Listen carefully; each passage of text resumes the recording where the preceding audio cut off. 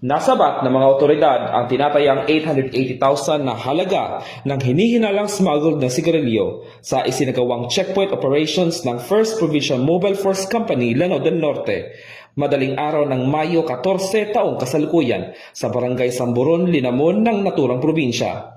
Kinilala ang mga sangkot na sina alias Johyber at alias Oma, kapwa residente ng poblasyon Linamon, Lanao del Norte. Katuwang ang Maritime Police Station, Provincial Intelligence Unit ng Lanao del Norte Police Provincial Office, 10th Maneuvering Company ng RMFB-10 at Linamon Municipal Police Station. Pinahinto ng mga otoridad ang dalawang badya o bao-bao na may kargang mga kahon ng hinihinalang smuggled cigarettes na nakalagay sa likurang bahagi ng mga sasakyan.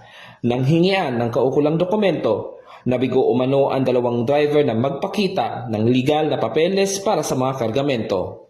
Sa isinagawang inspeksyon, nakupiska ang kabuoang 22 master cases o katumbas na 1,100 reams ng modern cigarettes na may tinatayang market value na 880,000 pesos.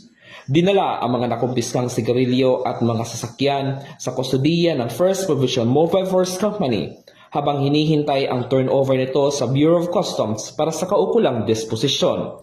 Samantala, dinala rin sa Linamon Municipal Police Station ang mga driver para sa dokumentasyon. Ito ang bagong PNP para sa bagong Pilipinas. Serbisyong mabilis, tapat at nararamdaman. Mula dito sa Lanao del Norte Police Official Office, ako yung PNN Correspondent, Patrolman Kim Luna, Alagan na Batas, tagataguyod ng Balitang Pulis.